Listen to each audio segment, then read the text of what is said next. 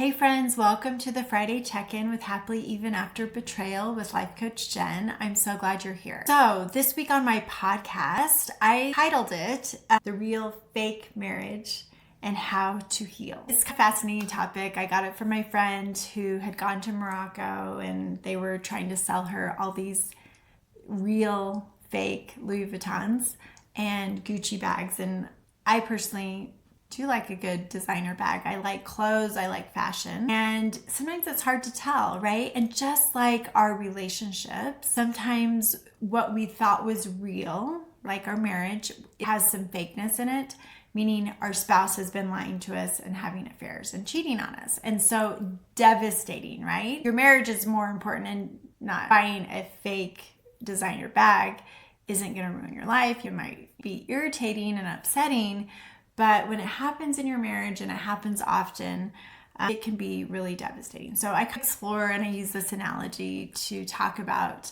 this topic. And I really want people to get really good at spotting the fake, right? Learning to trust your gut, trust your intuition, and then also becoming more real. Now, becoming more real doesn't mean you're perfect, because nobody is, but the more real and genuine you can be, that's who you're going to attract. That is what really makes meaningful connections and marriages. I hope you go listen to my podcast. And if you have any podcast ideas, send them my way. I'd love to hear them. Now, in the news, as far as betrayal, there's always something. And I don't know if you listen to Call Her Daddy. It's a podcast, and I don't really listen to it. I just listen to the snips that they put out on social media. But Alex had Gail King on the show, and she's famously known as Oprah's best friend, but she does lots of her own stuff too. Alex was interviewing her, and she asked about her first husband. Her first husband had an affair, and she said what happened. She had 2 little kids, and she'd gone to the airport. Sounds like they had been married for about 10 years. She'd gone to the airport, and this is back in the day where there's not cell phones, right? You'd have had to go use an airport phone. She goes to the airport, somehow her plane is canceled, and so she just goes home. And in between that, her husband at the time was having an affair, and so had invited his affair partner over for this long weekend or whatever. And so Gail shows up and was like, why is the alarm set on my house? My husband's just home. Why did he set the alarm? So she goes into the house. The husband runs down like half dressed and was like, you can't be in here. And she's like, what do you mean? And he was just acting really strange, and she was very confused. She ultimately discovers the other woman, who happens to be her friend, devastated, right? And she wants to reconcile, and they try to do that, and then they ultimately get divorced. But it was interesting because she hasn't talked about that publicly much.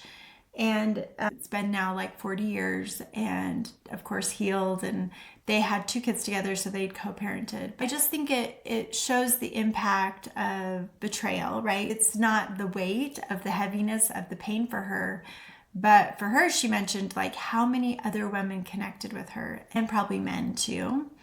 And I think it's interesting because her ex-husband actually did a public apology. I guess he had done one before, but he did one in this moment. Now that we have social media, back then there wasn't social media. And so he apologized again, which she actually said was really nice to hear and was helpful. I think a genuine apology, I'll never turn down a genuine apology.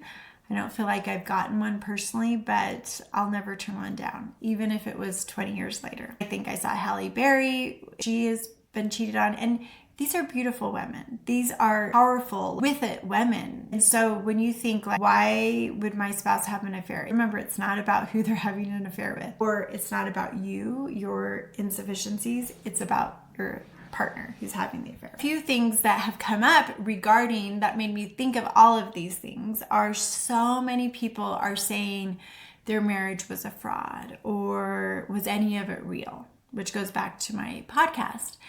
And the truth is, I think we could look at it both ways, but the truth is, it was real for you. If it was real for you, it was real. Your experiences mattered. Your experiences were real. And after the affair is discovered, that actually is probably a moment in your marriage that your marriage has never been more real. Now, you may not like what the realness brought, you may not like what you're hearing, but actually, you could say your marriage has never been more honest and truthful. Now, not all of you get honesty, or you get deflecting and gaslighting. So not everyone gets that. But if someone is truly coming to you, wanting to change, wanting to rebuild, reconcile their marriage after the affair, and they're spilling the beans, that's a moment of realness. I just think that's important to make note of. And if it was real for you, then it was real. And the thought that you've wasted decades of your life, I just think that thought for people is so unkind, and it's just not useful. It's not helping you heal and progress to believe that you've wasted your life, right? Like, why would you choose to believe that thought? Because that is not a fact, that is a thought. And I just would challenge you not to believe it. You didn't waste your time. If you've had children, or what you've learned and grown and done in those decades, for me, it was 26 years. I just am never going to choose to believe I wasted 26 years. I learned a lot in those 26 years. I had a lot of pain in those 26 years, but my growth, I'm just going to accept that's what my life was supposed to be, because that's what it was. And so I think believing or focusing on, was it real, or was my marriage a fraud, or did I waste all this time, are just unhelpful and hurtful thoughts for you to be thinking. Anyways, hope you have a great Friday, and I will see you next week.